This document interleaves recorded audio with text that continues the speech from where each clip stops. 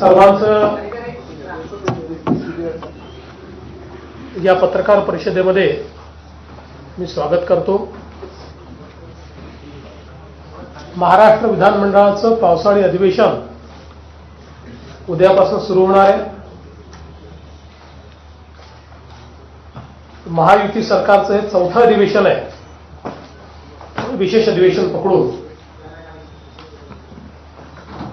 सध्या राज्यभर सर्वीकडे पाऊस पडतो आहे।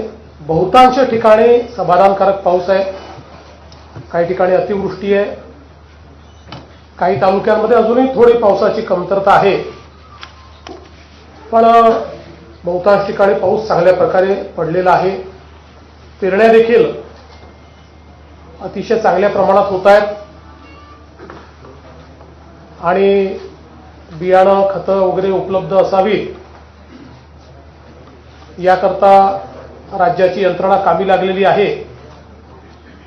विशेषतः खतांच्या संदर्भात काही जिल्ह्यातनं तक्रारी आल्या, त्या तक्रारी ॲड्रेस करण्याचं काम देखील चाललेलं आहे। आजच्या या अधिवेशनाच्या पूर्वसंध्येला आम्ही विरोधी पक्षाला चहापानाकरता बोलवलं होतं, परंतु नेहमीच्याच पद्धतीनं विरोधी पक्षाने चहापानावर बहिष्कार टाकला आहे आणि हा बहिष्कार टाकत असताना त्यांनी एक भलं मोठं पत्र आम्हाला दिलेलं आहे। पत्र मोठं असलं तरी मजकूर मोठा नाही आहे। मागच्या पत्रातले जे मुद्दे आहेत तेच मोठा फॉन्ट त्या ठिकाणी टाकून त्यांनी दिलेले आहेत। एक दोन नवीन विषय फक्त त्याच्यामध्ये मांडलेले आहेत, पण मराठीचा विषय अत्यंत महत्त्वाचा असल्यामुळे मी त्यांच्या निदर्शनास आणून देतो की त्यांच्या पत्रामध्ये व्याकरणाच्या 24 चुका आहेत, पण काय हरकत नाही। बॉम्बे स्कॉटिश वगैरे मध्ये शिकल्यानंतर अशी परिस्थिती येते। आणि आज पत्रकार परिषदेला भास्कर जाधव काही दिसले नाहीत। मागच्या वेळी भास्कररावांची सही होती, आज ती सही पण पत्रावर दिसत नाही। तसं आजच्या सह्या बघितल्या तर 5-3-2 आहेत, म्हणजे उभाटाच्या 5 आहेत, अजून काँग्रेसच्या 3 आहेत आणि शरद पवार साहेबांच्या गटाच्या 2 सह्या आपल्याला पाहायला मिळत आहेत। आज वडेट्टीवार पत्रकार परिषदेत असं म्हणाले की आमच्या कामांना स्थगिती मिळाली। वडेट्टीवारांना अजूनही उद्धव ठाकरेच मुख्यमंत्री आहेत असं वाटत आहे, त्यामुळे ते स्थगितीच्या संदर्भात बोलले। पण त्याहीपेक्षा आज जितेंद्र आव्हाडांनी बोफोर्सची आठवण काढली। म्हणजे बोफोर्सचा घोटाळा झाला होता हे जितेंद्र आव्हाडांना मान्य असल्यामुळे त्यांनी आज बोफोर्स सारखे घोटाळे चालले आहेत अशा प्रकारे घरचा आहेर हा त्या ठिकाणी दिलेला आहे। आणि मला असं वाटतं की खरं तर कोणतीही कल्पकता, कुठलेही नवीन विषय, कुठलीही लोकाभिमुखता या ठिकाणी आपल्याला पाहायला मिळाली नाही। खरं तर आज आपण सगळे लोक या ठिकाणी जो हिंदीचा विषय आहे, आमच्याकरता तो मराठीचा विषय आहे, कारण राज्यामध्ये आम्ही मराठी अनिवार्य केली आहे, हिंदी ऑप्शनल केली आहे। कुठलीही भारतीय भाषा शिकता येईल अशा प्रकारचा निर्णय आम्ही घेतलेला आहे। पण तरी देखील झोपलेला उठवता येतं, झोपेचं सोंग घेतलेला उठवता येत नाही, आणि म्हणून याचा थोडासा प्रवास हा आपल्या सगळ्यांना समजला पाहिजे असं मला वाटतं। खरं म्हणजे राष्ट्रीय शैक्षणिक धोरण सर्वात आधी कर्नाटकने लागू केलं, मग मध्य प्रदेशने, मग तेलंगणाने आणि मग उत्तर प्रदेशने।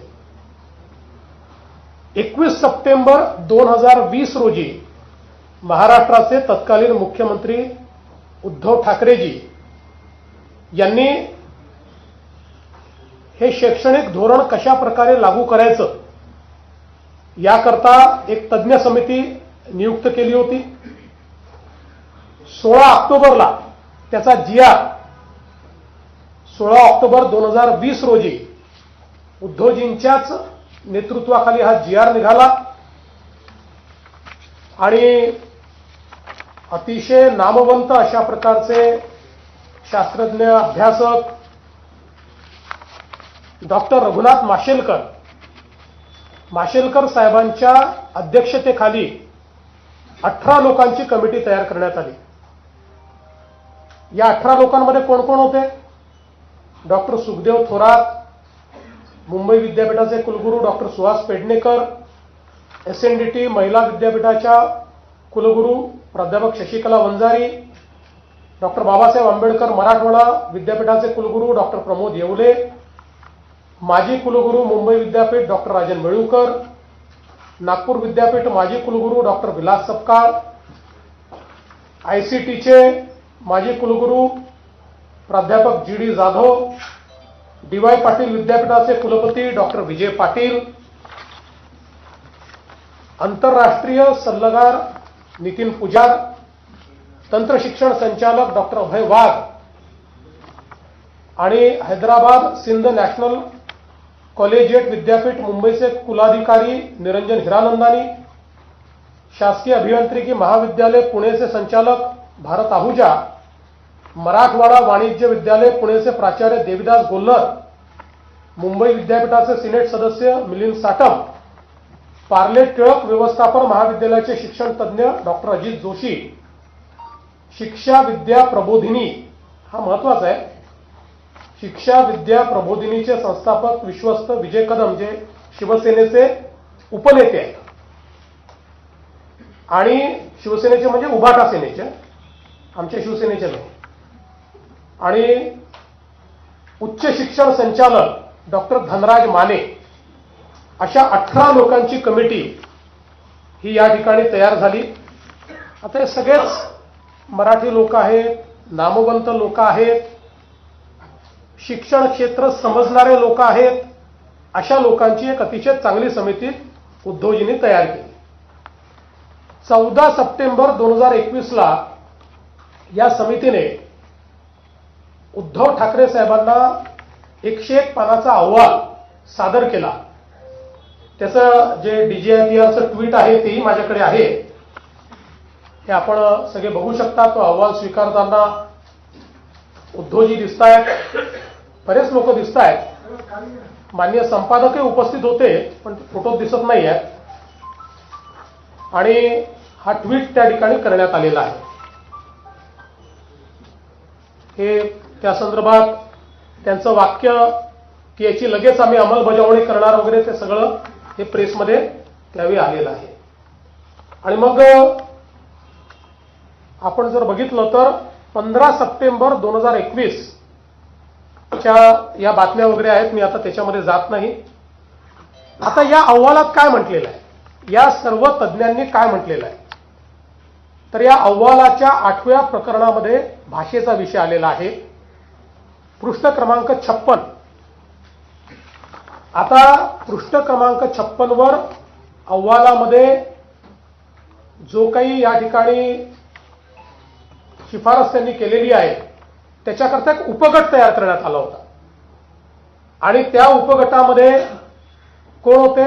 भाषेच्या उपगटामध्ये डॉक्टर सुखदेव थोरात, नागनाथ कोतापल्ले, अजून काही सदस्य होते, पण या भाषेच्या या उपगटामध्ये महत्वाचे सदस्य होते विजय कदम, उबाठाचे उपनेते विजय कदम हे या उपगटाचे नेते होते किंवा यातले प्रमुख होते. आणि यांनी काय शिफारस केली आहे, तर यांनी शिफारस अशी केलेली आहे की मुद्दा क्रमांक 8.1 इंग्रजी आणि हिंदी भाषा ही दुसरी भाषा म्हणून पहिल्या वर्गापासून लागू करण्यात यावी. 1ली ते 12वी असे 12 वर्ष विद्यार्थी इंग्रजी शिकतील तर त्याला इंग्रजी भाषेची जाण येईल आणि आवश्यक पुस्तके वाचता येतील. अभियांत्रिकी, वैद्यकीय आणि अन्य तांत्रिक व्यावसायिक अभ्यासक्रमांसाठी ते सज्ज असतील. उच्च शिक्षण संस्थांमधून मराठी शिकवण्याला प्राधान्य द्यावेच लागेल, पण त्याच वेळी इंग्रजी आणि हिंदी ही दुसरी भाषा पहिल्या वर्गापासून ते 12वी पर्यंत सक्तीची करण्यात यावी. आवश्यकता भासत असेल तर महाविद्यालयीन शिक्षणाच्या 3 किंवा 4 चौथ्या वर्षाच्या पदवी अभ्यासक्रमामध्येही हिंदी सक्तीची करावी. आता कोणी म्हटलंय, उद्धवजींनी तयार केलेल्या समितीमध्ये ज्यात उबाठा सेनेचे उपनेते हे सदस्य आहेत, त्यांनी केलेली ही शिफारस आहे. खरं म्हणजे ते रिकमेंडेशन आता इंग्रजीमध्ये आहे, ते पुन्हा मी वाचून दाखवत नाही. आता आपण जर बघितलं तर 14 सप्टेंबर 2021 रोजी हा अहवाल सादर झाल्यानंतर तो मंत्रिमंडळापुढे आला आणि 7 जानेवारी 2022 ला त्याचं इतिवृत्त कायम झालं. आपल्याला पाहिजे असेल तर ते इतिवृत्ताची कॉपी देखील मी दाखवतो. सही आपण ओळखता उद्धवजींची, म्हणून मी तुम्हाला दाखवतो ती.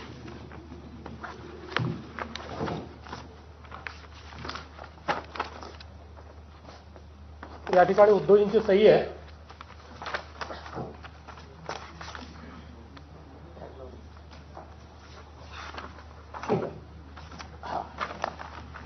मुख्यमंत्री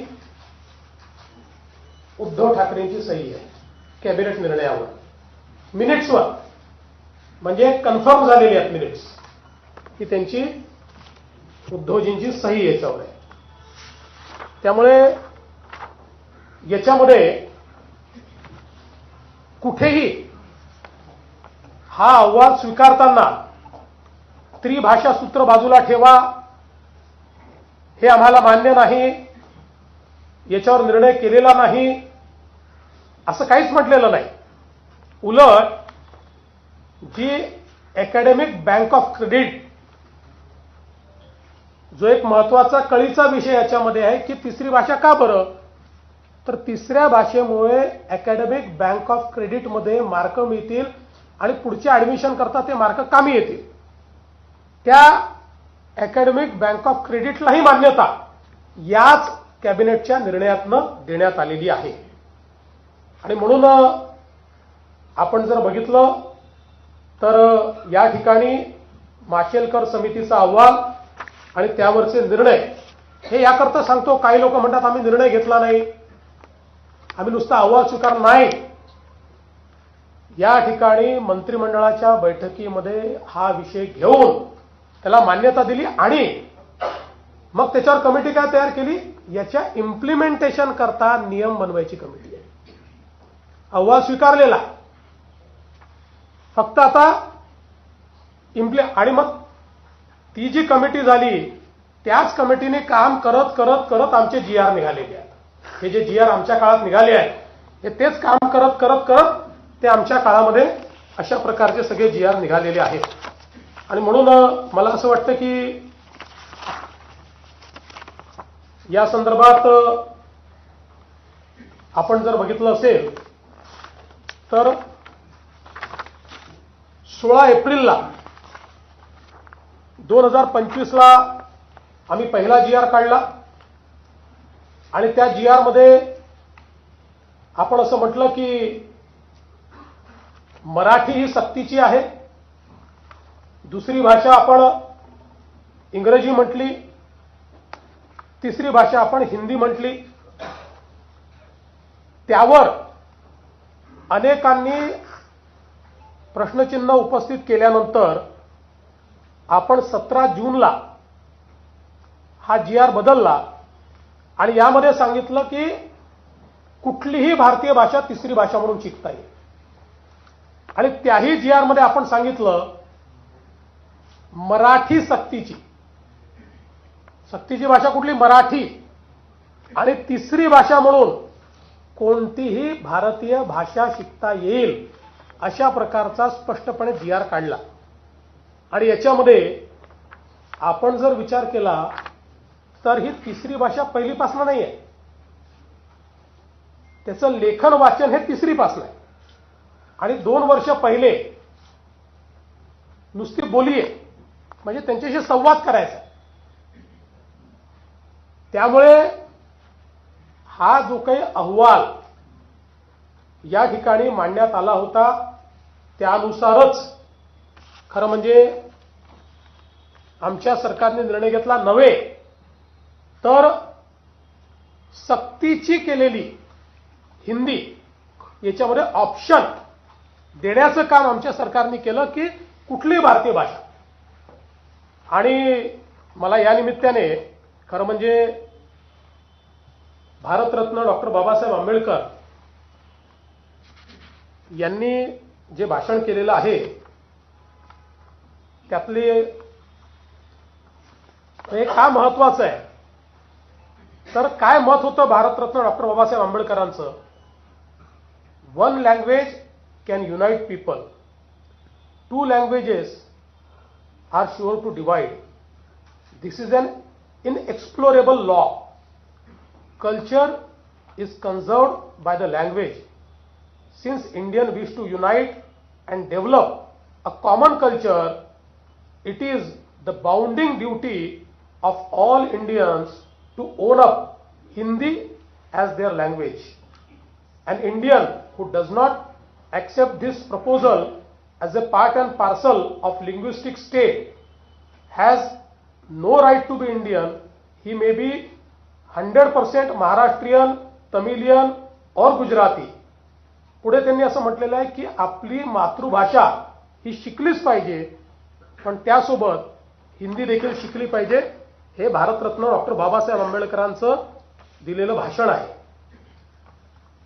तथापि आज ज्या प्रकारे नेहमीच्या पद्धतीनं आपणच निर्णय घ्यायचे, पण या मंत्रिमंडळामध्ये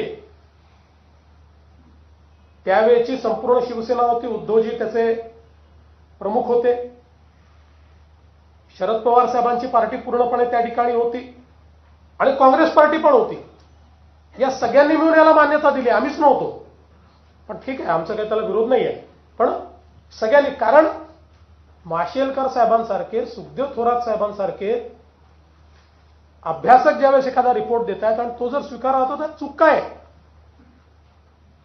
पण नेहमीच्या पद्धतीनं सत्तेत असलं की वेगळं बोलायचं, सत्तेतनं बाहेर आलं की वेगळं बोलायचं, सत्तेत असलं की रिफायनरीला विरोध करायचा, सत्तेच्या बाहेर असलं की रिफायनरीला विरोध करायचा, पुन्हा सत्तेत आलं की पत्र पाठवायचं केंद्र सरकारला आमच्याकडे रिफायनरी करा. ही जी पद्धत आहे याच्यामध्ये केवळ विरोधाला विरोध अशा प्रकारची पद्धती दिसते आहे. त्यामुळे खरं तर पहिला प्रश्न म्हणजे या सगळ्या प्रक्रियेत राज ठाकरे नव्हते, कारण त्यांचा मंत्रिमंडळातही नव्हता, अपोजिशनलाही कोणी नव्हता. मला तर असं वाटतं की पहिला प्रश्न राज ठाकरेंनी उद्धव ठाकरेंना विचारला पाहिजे की तुम्हीच जर याला मान्यता दिली तर आता कुठल्या तोंडानं आंदोलन करायला निघाला, हा प्रश्न विचारला पाहिजे. पण आम्ही ही भूमिका ज्या दिवशी दुसरा GR काढला त्या दिवशी आम्ही भूमिका मांडली की आम्ही सक्तीची करणार नाही. आम्हाला अशा प्रकारचे जे विषय आहे हे विषय सर्वानुमते करून घ्यायचे आहे. आणि म्हणून आम्ही त्या दिवशी सांगितलं की दादा भुसे सगळ्यांची चर्चा करतील, आमचे मंत्री महोदय सगळ्यांचं म्हणणं ऐकून घेतील आणि सगळ्यांसमोर वस्तुस्थिती देखील ठेवतील. कारण अकॅडमिक बँक ऑफ क्रेडिटमध्ये तिसरी भाषा शिकली नाही तर आमच्या मराठी मुलांना तिथे मार्क मिळणार नाही. पण इतर मीडियमचे जे लोक आहेत, इंग्रजी मीडियमचा जो आहे त्याला त्या ठिकाणी मराठी ही कंपल्सरीच आहे, अनिवार्य आहे. गुजराती मीडियम वाल्याला त्या ठिकाणी मराठी आणि इंग्रजी ही अनिवार्यच आहे. त्यामुळे त्यांना 3 भाषा सूत्राचा फायदा मिळून अकॅडमिक बँक ऑफ क्रेडिटमध्ये क्रेडिट मिळतील आणि आपल्या मराठी मुलांना मात्र ते मिळणार नाहीत. आणि मग या अकॅडमिक बँक ऑफ क्रेडिट च्या माध्यमातून उद्या ज्यावेळेस त्यांच्या प्रवेशाचा विषय येईल त्यावेळी आमचे मराठी मुलं नेमके तिथे मागे पडतील. आणि म्हणून या ही सगळी वस्तुस्थिती सगळ्या नेत्यांसमोर मांडावी, अभ्यासकांसमोर मांडावी. काही नवीन नेते देखील तयार झालेले आहेत, त्यांच्या समोर ती मांडावी आणि त्यानंतर एक सांगोपांग अशा प्रकारचा निर्णय घ्यावा. या दृष्टीनं आम्ही दादा भुसेंना सांगितलं. दादा भुसेंनी काही लोकांशी संपर्क देखील सुरू केलाय. पण मला असं वाटतं की याच्यावर चुकीच्या पद्धतीचं राजकारण जे आहे हे करणं चाललंय. आणि म्हणून आज मंत्रिमंडळाच्या बैठकीमध्ये आम्ही याच्यावर सांगोपांग चर्चा केली आणि आम्ही असा निर्णय केलेला आहे की त्रिभाषा सूत्राच्या संदर्भात ही भाषा कुठल्या वर्गापासून लागू करावी, ती कशा प्रकारे करावी, कुठली करावी, काय मुलांना चॉईस द्यावा, याचा निर्णय करण्याकरता राज्य सरकारच्या वतीनं डॉक्टर नरेंद्र जाधव यांच्या नेतृत्वात एक कमिटी तयार करण्यात येईल. आपण सगळे जाणता डॉक्टर नरेंद्र जाधव साहेब प्लॅनिंग कमिशनचे मेंबर होते, कुलगुरू होते, शिक्षण तज्ज्ञ म्हणून त्यांना आपण ओळखतो. त्यामुळे त्यांच्या नेतृत्वामध्ये एक समिती या ठिकाणी तयार केली जाईल. त्यात काही सदस्य अजून असतील, त्यांची नावं लवकरच घोषित केली जातील. आणि या समितीचा रिपोर्ट आल्यानंतरच त्रिभाषा सूत्र त्या रिपोर्टच्या आधारावर या ठिकाणी लागू केलं जाईल.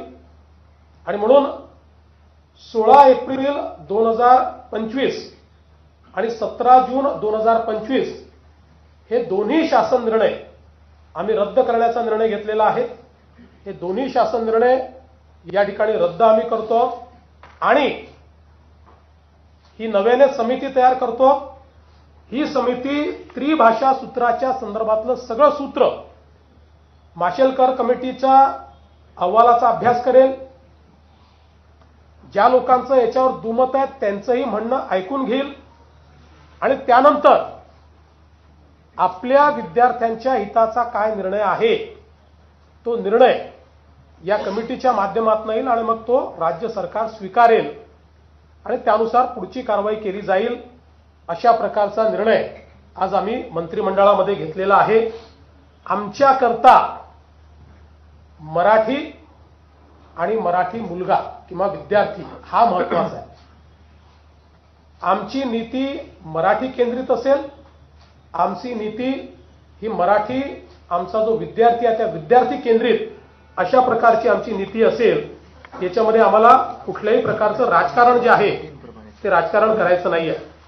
खरं म्हणजे उद्यापासून जे काही अधिवेशन सुरू होणार आहे या अधिवेशनामध्ये एकूण 12 विधेयके आम्ही प्रस्तावित केलेली आहेत आणि संयुक्त समितीकडे पाठवलेलं एक जे जनसुरक्षेचं विधेयक आहे ते आता कमिटीने त्याचा रिपोर्ट दिलेला आहे आणि अतिशय सांगोपांग चर्चा करून एकमताने तो रिपोर्ट आलेला आहे. त्याच्यामुळे त्या रिपोर्टवर आता आधारित चर्चा होऊन हे विधेयक देखील या अधिवेशनासमोर असेल.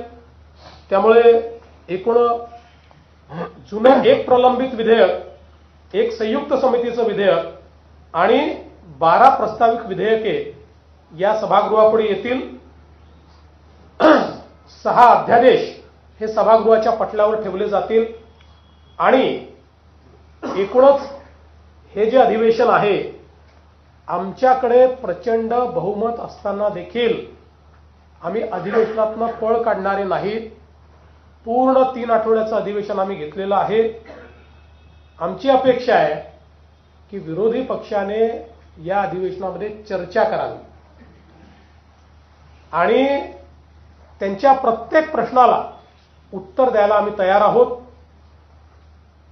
राज्याला विकासाकडे नेण्याकरता आमची महायुती उत्तम काम करते आहे आणि त्या दृष्टीनं या अधिवेशनात आमची पुढची ध्येय धोरणं देखील आम्ही त्या ठिकाणी आपल्यापर्यंत आपल्या मार्फत जनतेपर्यंत पोहोचवू. धन्यवाद.